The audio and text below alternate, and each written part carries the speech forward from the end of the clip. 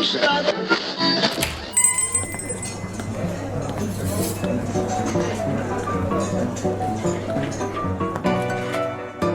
Entrevistas y reflexiones con Alma y Café. Dime una cosa, ¿alguna vez pensaste que esto pudiera pasar?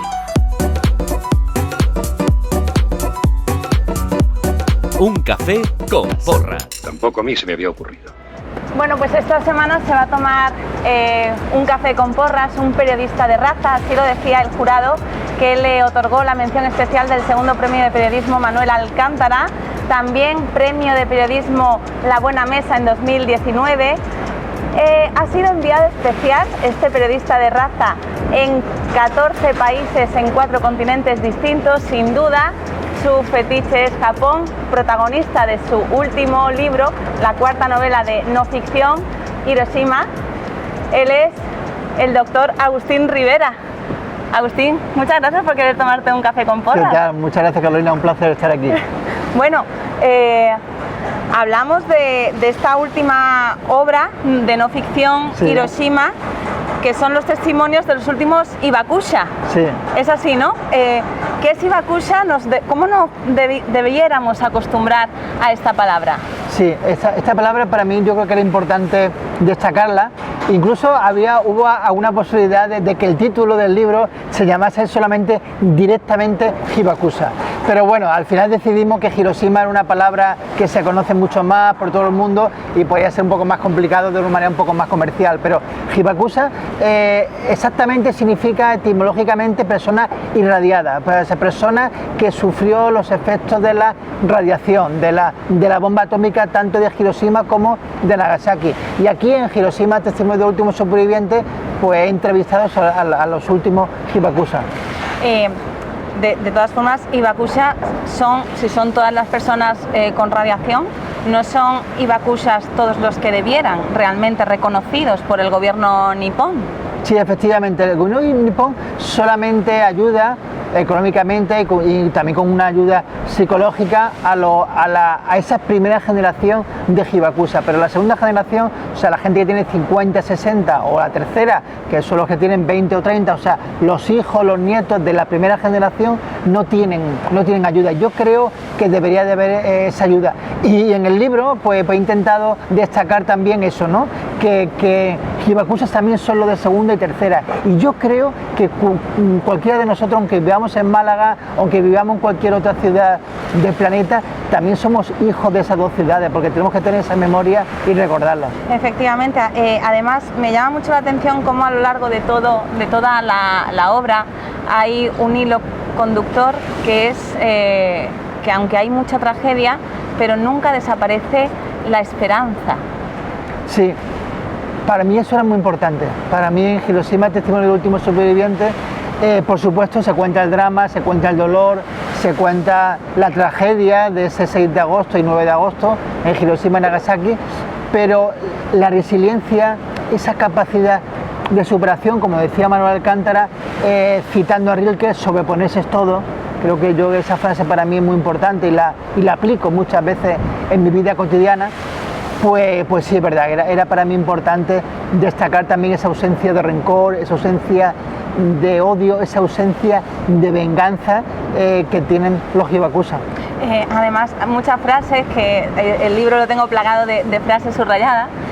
Una de las que me llamó mucho la atención es que el amor sin acción es hueco, que es la nada.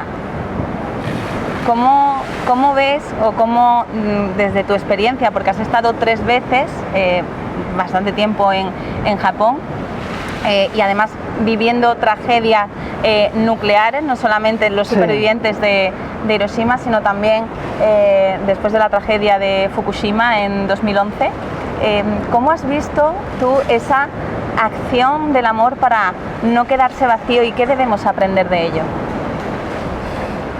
Yo creo que es muy importante el amor en cualquier faceta de la vida, pero en el caso de los supervivientes de Hiroshima y Nagasaki es tremendo. Yo creo que han hecho un gran acto de generosidad contando sus historias.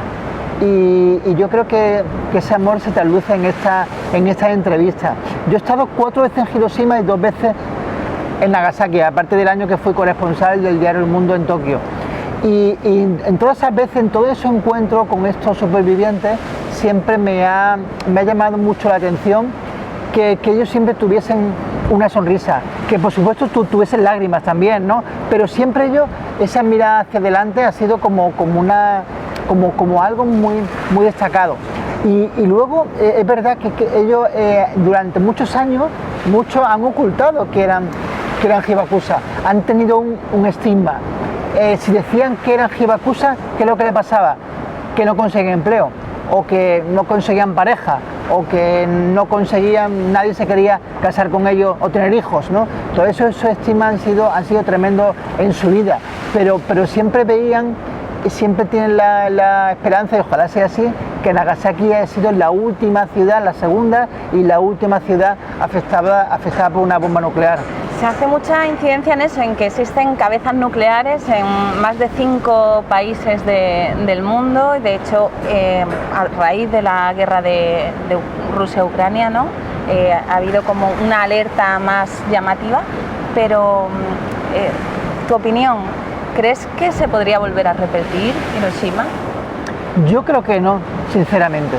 Creo que cualquiera que haya vivido, yo recomiendo que al menos una vez en la vida hay que estar en Hiroshima o Nagasaki y ver el Museo de la Paz. El más llamado Museo de la Bomba Atómica, el Museo de la Paz. Creo que las palabras, la nomenclatura es muy importante, ¿no?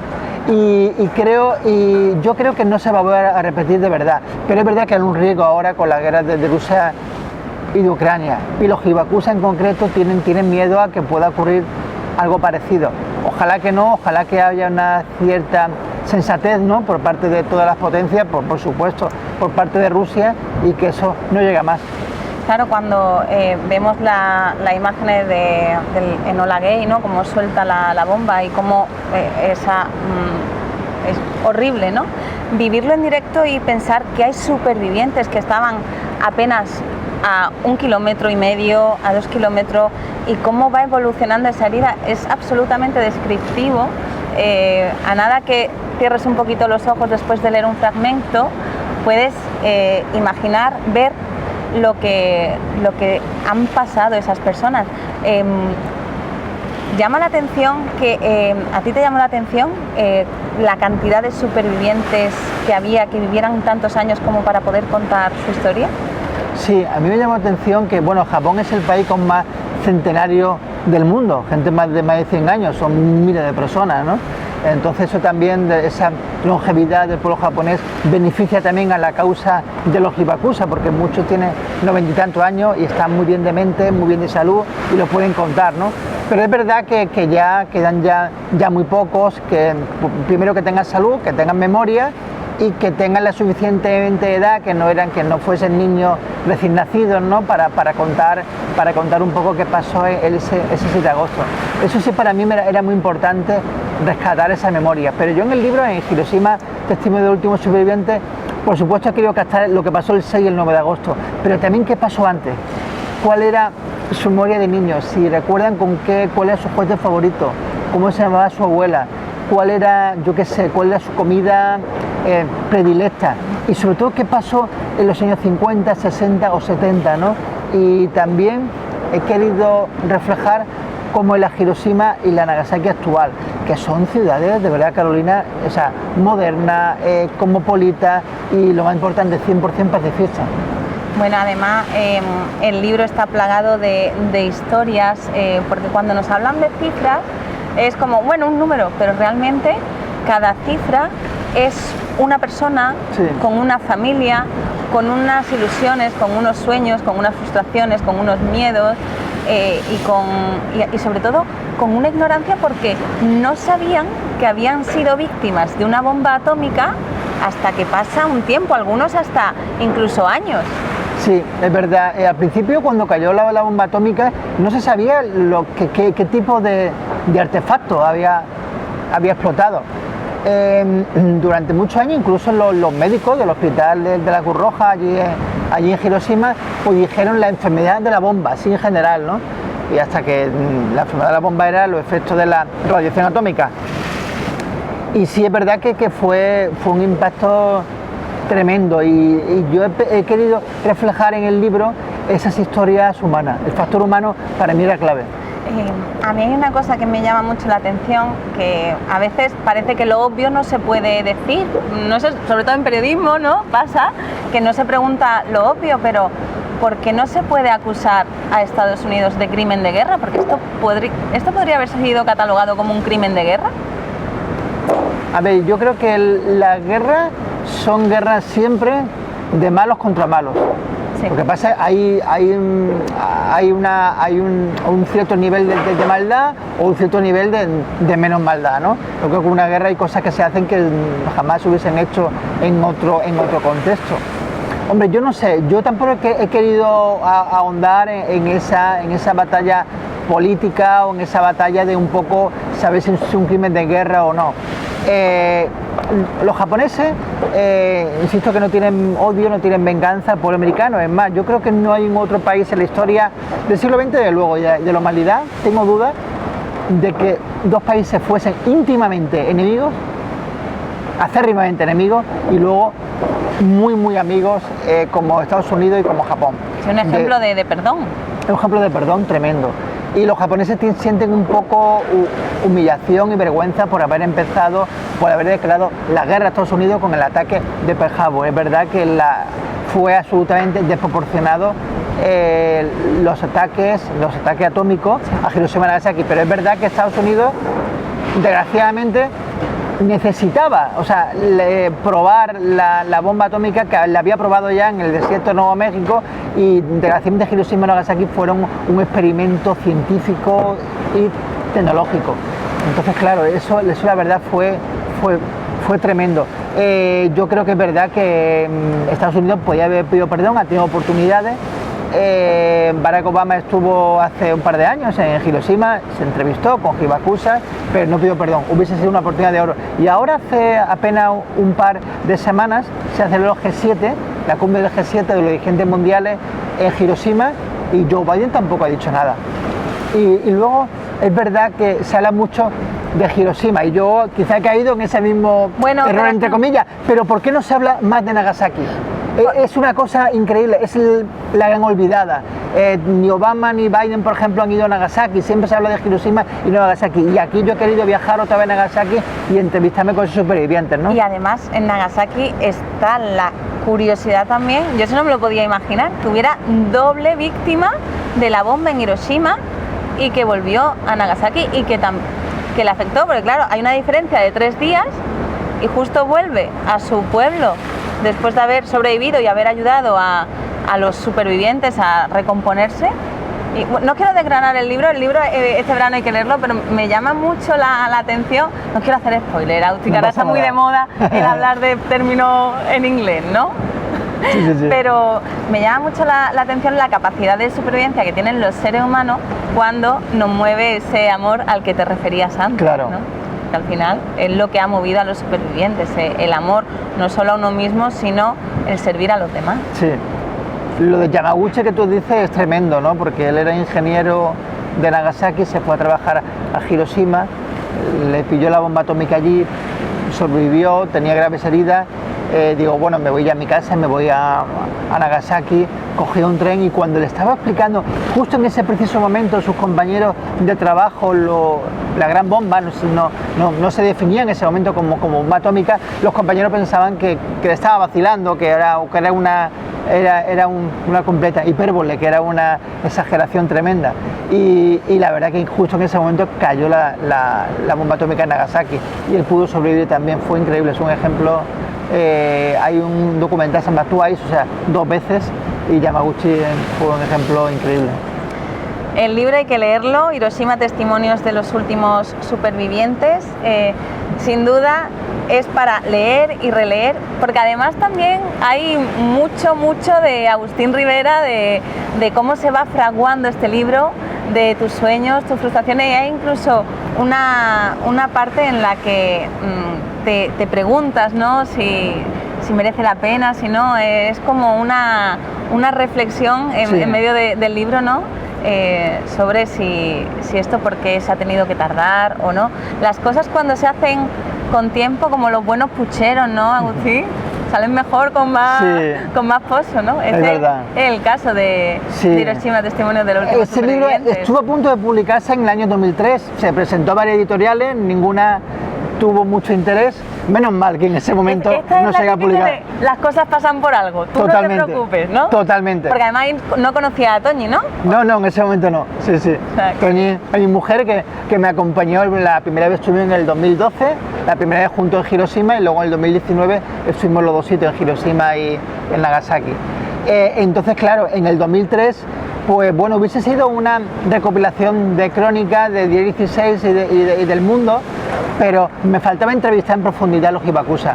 Y entonces yo, es verdad que en el 2019 decidimos hacer un proyecto fotográfico en su caso, en el caso de Toñi, de Hiroshima y Nagasaki, Cultura de Paz, que se puso aquí en Málaga en la térmica. Estuvo durante 5 meses, las 45 fotografías, y luego esa entrevista, después de esa fotografía, pues hubo entrevistas en profundidad, que el 70% del libro es contenido del 2019, de hace 4 años, cuando ya pude entrevistar, y el libro quizás se podía publicar en el 20 o 21, pero de una manera rápida.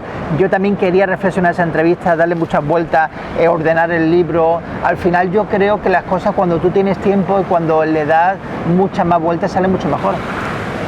El no tener prisa, hoy que vamos con tantas prisas, llego tarde, ay, esto no puedo, venga, ese aturullamiento también se nota en la creación tanto de música, de libros, y aquí se nota esa pausa, Agustín. Entonces se agradece mucho que hayas tenido esa paciencia para no romper, porque muchas veces delete, ¿no? Borrar. Sí.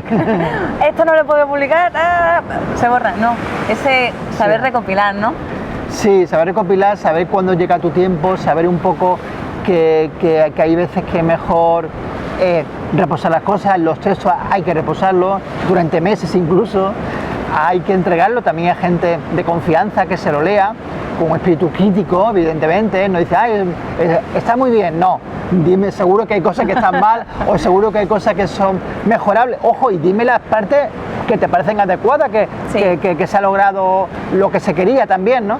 Y entonces, pues sí, la verdad que he tenido mucha confianza por parte de la editorial de Kailas, y yo creo que ha sido un libro en el que pues, lo puedo defender bien, y es un libro que me va a marcar toda mi vida, porque yo la primera vez que estuve en Hiroshima fue en el 1995, o sea, que tenía solamente 22 años, estaba estudiando tercero de periodismo aquí en Málaga, ¿no? O sea, lo que ha llovido, y ahí no existía Ryanair.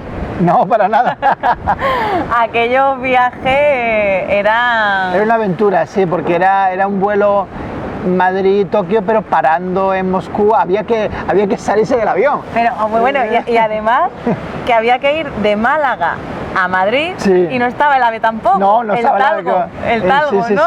Sí, 12 horas. Sí, ¿Cuánto tardabas en ir de Málaga a Japón? Bueno, no lo sé, no me acuerdo, no hay cálculo, pero vamos. Una fecha, como se dice aquí en Málaga, ¿no? Más de un año. Una fecha, pero nada que ver. Claro, ahora Japón está súper de moda, de hecho, sí. Da una patada y salen 900 restaurantes japoneses, sí. Todo el mundo sabe lo que es el ramen, todo, ¿no? Pero claro, estamos hablando de una época que no se sabía, toda la cultura nipona no era muy exótica. Pero a ti te sigue atrayendo Japón, porque sí que mencionas algo de que ya no te parece que ese exotismo, ¿no?, que tiene. Bueno, es verdad, yo comento sobre el libro y claro, la primera vez en 1995 sobre todo, en el año 99 cuando fui corresponsal, la verdad que viajar a Japón era toda una aventura. Creo que lo sigue siendo, pero ya mucho menos, ya es un viaje que la gente lo tiene, incluso está en el top 5 de los viajes de boda, ¿no? Entonces, viaje de novio, ¿no? Pero bueno, pero es verdad que sí, en ese momento pues era muy, muy especial y bueno, te sentía un poco diferente. Entonces, a medida de que iban pasando los años y que yo iba sin publicar ese libro y veía que se publicaba el libro sobre Japón o la gente iba para allá, pensaba que ya mi historia iba a ser menos especial. Pero al final me di cuenta que no, que gracias a esperar con tiempo las historias las he podido reflejar, ¿no? Y he podido en el libro también es una suerte de memoria de reporterismo, ¿no? Que es una de mis pasiones, ¿no? Y entonces creo que también ese encuentro con Manu Leguineche en el antiguo Teatro Cine Alameda, actual Teatro del Soho, CaixaBank, pues también fue providencial. Bueno, has dicho lo del reporterismo, de eso quería yo hablar contigo también ahora, pero antes de abordar, por ni un día sin reporterismo, ese hashtag del que eres creador y defensor y bueno, que sí, lo tenemos muy presente. Dos cositas personales para preguntar. Primero, ¿por qué has decidido que vengamos aquí a Pedregalejo? Pues mira, yo estuve 9 años viviendo fuera de Málaga. Y siempre cuando pensaba volver, volver algún día, pues dije, ojalá algún día pueda vivir por la zona de Pedregalejo. Lo conseguí en el año 2010, viví aquí, empecé a vivir en esta zona y no me he ido del barrio, ya no vivo exactamente en Pedregalejo, vivo en la zona de Palo Alto, como yo defino, que en realidad es Miraflores del Palo Alto, ¿vale? Entonces, bueno, pues, Palo Alto. Sí, es Palo Alto. Bueno, defino un poco el libro también. Y entonces, pues sí, la verdad que este es un sitio para mí mágico. Es verdad que es un sitio muy común para muchos malagueños, pero yo aquí he venido muchos días entre semana, aquí con poca gente, en solitario, a reflexionar sobre muchas cosas y a tomarme un café solo, esta vez el café con porras. Esa era la otra pregunta que te iba a hacer, ¿cómo te tomas tú el café? Hoy con porras, pero sí, de normal, ¿cómo te lo pides? Pues normalmente mitad. Es verdad que clásicamente me lo he pedido descafeinado con sobre. Era muy importante. Oye, ¿te ha tocado alguna vez el sobre dorado? No, nunca. ¿Pero existe? Digo yo, no sé, yo lo veía. Eso me acuerdo yo de la época de mi abuela, que para descanse. Puede ganar el sobre dorado. Sí. Bueno, es verdad. Bueno, pues eso, y ahora me tomo un mitad, sí. Pues ahora hacemos una breve pausa y seguimos hablando con Agustín Rivera, que antes le he llamado doctor, ahora lo explico por qué. Mamá, papá y tú estáis muy guapos. ¿Qué habéis hecho? A ver, hija, tu padre y yo tenemos un secreto. Con los años salen arrugas, la piel se daña y a nosotros nos encanta cuidarnos. Por eso nos hacemos tratamientos personalizados en nuestro centro de confianza, Clínica Estética Marina Porras. Que sepas que cuidarse es muy importante. Clínica Estética Marina Porras, en Coín. Un café con porras. Tampoco a mí se me había ocurrido. Estamos tomándonos un café con porras con Agustín Rivera, decía que es el doctor Agustín Rivera, porque también eres profesor de la Universidad de Málaga, sí, y bien defendiste tu tesis doctoral sobre las crónicas de boxeo de Manuel Alcántara, que claro, todo el mundo habla del poeta Manuel Alcántara, pero era un crack Manuel Alcántara, retransmitiendo y contando todas las crónicas del boxeo, ¿no? Del deportivo, el periodismo deportivo de boxeo, ¿no? Sí. Alcántara, que por cierto, se puede decir confidencialmente, se llamaba Manuel Porras Alcántara. No sé si lo sabes. Eso no lo sabía. No sabes. A ver si va a ser Tito Manolo. Oficialmente se llama Manuel Porras Alcántara. Lo que pasa es que él se quitó el porra o porque él pensaba que Manuel Alcántara tenía mucho más imagen de marca, ¿no? Como poeta, ¿no? ¿Vale? Es verdad. Pero bueno, sí, como poeta sí. Es verdad. Entonces, bueno, a ver, yo creo que fue un poeta increíble, excelso, fue un articulista, columnista maravilloso. Pero claro, muchas veces dice, ¿quién es el mejor poeta? ¿Quién es el mejor articulista? Depende del tipo de artículo que a ti te gusta, depende del tipo de poesía. Del lector, ¿verdad? Pero claro, pero en Crónica de boxeo es mucho más objetivo, porque dice, oye, ¿quién era el que tenía más calidad literaria y aparte reporterismo urgente y además en una época que era la edad de oro del boxeo, cuando el boxeo en los 60 y 70 era casi tan importante como el fútbol? Ahora puede parecer ahora marciano, pero en ese momento los combates de boxeo se retransmitían en televisión, tenían audiencia millonaria, había páginas y páginas cada día, no solamente la prensa deportiva, sino la prensa generalista sobre boxeo. Y no hay ninguna duda que él fue ha sido el mejor cronista de boxeo de la historia. Entonces yo tuve la oportunidad de defender la tesis y luego de escribir un libro, el libro del caos, y con Todoro Longros publiqué el libro, y entonces sí, ahí está claro que era el mejor cronista. El mal bravío no es. Sí, el mal hecho de repente de sus causas. Qué pena que el libro está un poco mojado ya. A ver si vamos a salir en la noticia un tiempo después. Sí. Bueno, no, vamos a ir a lío. Ni un día sin reporterismo. El reporterismo, ¿qué es y qué supone en la vida diaria para la sociedad, Agustín? Pues mira, si quieres te contesto esa pregunta, pero te digo cuándo creé el hashtag Ni ese reporterismo. Lo creé en Twitter, está centrado en Twitter, no lo pongo en Facebook, no lo pongo en LinkedIn, no lo pongo en Instagram. Lo creé el día que falleció Manuel Leguineche. Yo tuve la suerte de conocer a Manu Leguineche, aparte de la anécdota que cuento aquí en el libro, que él me dijo, vete a Hiroshima, chico. Estuve en su casa en Vihuega. Entonces, bueno, para mí fue una persona muy especial. Me ayudó muchísimo en un momento muy determinante que yo no sabía en mi carrera profesional hacia dónde tirar, y él me ayudó mucho. Entonces yo pensaba que no había otro mejor reportero español de todos los tiempos y creé ese hashtag. Pero el reporterismo para mí es un modo de vida. He hecho mucho reporterismo toda mi vida, no solamente he hecho reporterismo, he hecho información diaria, he hecho temas de investigación, deporte, bueno, he hecho muchos temas, pero es verdad que el reporterismo es lo que más me llena, y también no solamente practicarlo, sino leer a los grandes cronistas, a los grandes reporteros. Creo que esa simbiosis entre una alta calidad literaria del texto y un tema que tú, como decía Javier Reverte, ver, oír, contar y olfatear, para mí es lo más maravilloso que hay. Me cuentas esto y me acuerdo también de otro gran reportero que falleció, bueno, no falleció, o sea, falleció pero porque lo asesinaron, ¿no? En Burkina Faso, David Beriain, que decía que no hay historias pequeñas, que hay ojos pequeños. Sí. ¿Cómo podemos trabajar para tener los ojos bien abiertos, bien grandes, y saber ver las historias que encerramos cada uno de nosotros? Hay que ir a los sitios. Hay que ir a los sitios y hay que llegar antes que nadie e irte después. No vale solamente con estar en el momento en el que está programado el asunto, no, y hay que quedarse el mayor número de tiempo posible en las historias. Las historias no valen solamente con hacer algo estándar, ¿no? Lo fundamental son los ojos que tú puedes tener. Tener una mirada especial, un punto de vista, un enfoque, tener un enfoque particular, eso es lo más importante. ¿Y eso cómo se trabaja? Porque, sobre todo, como eres profesor de periodismo, ¿cómo se lo inculcas al estudiante de ahora? Porque la gente habla fatal de los jóvenes, pero hasta Sócrates hablaba fatal de los jóvenes, o sea, quiere decir que los jóvenes son jóvenes y eso se pasa, ¿no? Pero ¿cómo le inculcas tú esto a las nuevas generaciones, a esa nueva de periodistas, bueno, y de comunicadores? Yo creo que tengo que hacer aquí una salvedad. Hay jóvenes maravillosos y hay jóvenes que lo hacen muy bien y que por supuesto están en el mundo actual, 2023, con formatos actuales, pero también respetan la tradición y saben la importancia de la lectura. Hay que leer, leer y luego leer.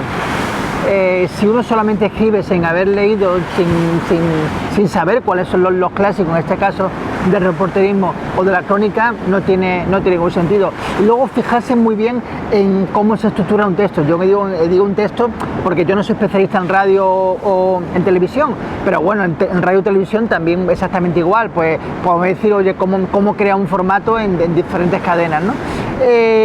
Pero bueno, en este caso concreto, ¿cuáles son los arranques? ¿Cuáles son los remates? ¿Cómo al final utilizan los diálogos? Si uno lee y se fija con atención, al final puedo escribir mejor. Y si uno no se confía, insisto, si te confías puedes escribir fatal, pero si uno no se confía, insisto, cada vez uno escribe mejor. Uno escribe mejor con el paso de los años que a lo mejor en años anteriores. O sea, trabajar, trabajar, trabajar y volver a trabajar, ¿verdad? Sí, y darle mucha vuelta a los textos. No creer que la primera versión es la buena, la definitiva. Siempre hay que consultar, tener otra mirada y ver un poco dónde puede mejorar un texto. Es que hasta García Márquez decía él que él nunca quería entregar sus novelas porque siempre quería cambiar un párrafo, una coma. Yo ahora, pues bueno, he hecho una lectura en diagonal, algunos capítulos lo he vuelto a leer por algo, digo, ay, esta frase tenía que haberla construido mejor, ay, ¿por qué no he puesto aquí esta puntuación mejor? Hay que obsesionarse también con ser perfeccionista, porque si uno es perfeccionista, al final uno consigue trabajar mejor.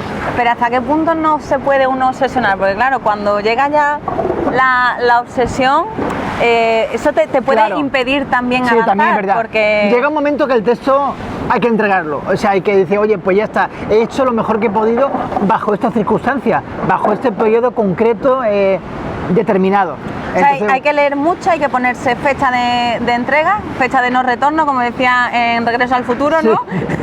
Hasta aquí este es el espacio de no retorno. es muy importante escribir, por supuesto, pero es más importante corregir. O sea, y dedicar casi más tiempo a corregir que el momento preciso de la escritura. Probar diferentes estructuras también, fijarse en lo que han hecho los maestros, las maestras, y sobre todo tener que sea tu texto, en este caso un texto de reporterismo, una mezcla entre un buen reporteo, o sea, entre lo que tú haces en el momento de la entrevista o cuando estás cubriendo un acto y el momento de la escritura. Si hace un buen reporteo pero luego lo escribes rápido, no sirve de nada. Y si hace un excelente reporteo, o si al revés, si el reporteo es igual pero la escritura es elevada, al final se te nota que te ha faltado calle. Y una duda, porque claro, hoy en día se exige mucha rapidez en la entrega de las noticias. ¿Cómo hacer esta digestión pausada y lenta de eso que dices, de esas correcciones? ¿Cómo compaginarlo? Evidentemente hay textos que de primera o segunda o tercera velocidad, ¿no? Yo te estoy hablando de textos que tienen segunda velocidad como mínimo, de textos que tienes que escribir para a lo mejor el fin de semana, que tienes más tiempo, ¿no? Es verdad que el día a día, cuando uno trabaja en un medio generalista y tienes que hacer temas urgentes que no pueden esperar, que hay que darlos ya, porque en una rueda de prensa, pues eso no hay mucho que contar ahí. Pero es verdad, si uno tiene tiempo para el fin de semana, dedicar horas. Yo, por ejemplo, trabajo mucho por la noche, me gusta mucho la noche, a partir de las 11 de la noche, intento superar el sueño ahí, de alguna manera, pero de 11 a 1 de la madrugada para mí es una hora súper productiva. ¿Verdad? A mí porque, me gusta mucho. Porque no suena el WhatsApp, porque ya redes sociales ya hay poca actividad y porque digo, ese momento para mí 100%. En otro momento del día puedes llegar a concentrarte bien, pero siempre hay más interrupciones, siempre. Cuando es verdad, porque es como que además cuando pasa el día el cuerpo se relaja, sí, y también va pensando en todo lo que ha hecho, en todo lo que ha pasado, y en esa quietud de la noche, ¿no? Hay palabras que a mí me gustan, quietud es una de ellas. Estaba pensando, digo, ¿qué palabra más bonita quietud, ¿no? Pero sí que es cierto que la noche y el sonido del mar, ¿verdad? También. Que decías que a ti te ayuda a pensar. Relaja muchísimo. ¿Te has venido alguna vez a la playa por la noche para escribir? Bueno, para escribir la noche no, pero sí es verdad, para a lo mejor tomar nota y pensar en historia, en futuros libros, pues sí, eso muchísimo. Y sí escribo muchas veces mirando al mar, durante el día o durante la tarde, eso sí lo he hecho muchísimo, y de vez en cuando, pues en vez de escribir en casa, que bueno, tengo una vista buena y todo esto, pero muchas veces pues, vengo aquí a los Baños del Carmen, me voy a las Chanclas o me voy a un hotel incluso del centro y digo, bueno, hoy voy a romper un poco la dinámica del día y hay que romper las rutinas también. Exacto, para que no haya envidia. Siempre se puede colocar un cuadro bien grande con una marina, ¿no? Y se puede poner en algún efecto de sonido, efecto marítimo. Totalmente. Porque no queremos suscitar envidia de nadie, la envidia es muy mala, la envidia nos corroe y no queremos eso para nadie, no se lo deseamos a nadie, ¿verdad? Pero cambiar un poco de aire, hay hasta soniditos de pájaro también. Sí, también puede ser, sí. Eso, una amiga mía le puso a un pájaro, le puso sonidos de pájaro para que su canario aprendiera a cantar. Fíjate. ¿Qué tipo? A un canario, oh, qué bueno. Dice, este canario no canta, pues le voy a poner sonidos de pájaro. Oye, bueno, y antes de terminar, Agustín, sí que te quería preguntar, para ti, sin contar las historias que relatas en Hiroshima, testimonios de los últimos supervivientes, ¿cuál o cuáles han sido las historias que más te han marcado y que incluso te han hecho cambiar? Porque yo sí que creo que las personas cambian, ¿no? Pero algo que te han dicho, uff, no me esperaba esto, ¿no? Yo creo que aquí en este libro, ¿no? En concreto, me marcó mucho la historia de Takako Gokan, y te cuento la anécdota. Takako Gokan es el último testimonio que figuró en ese libro.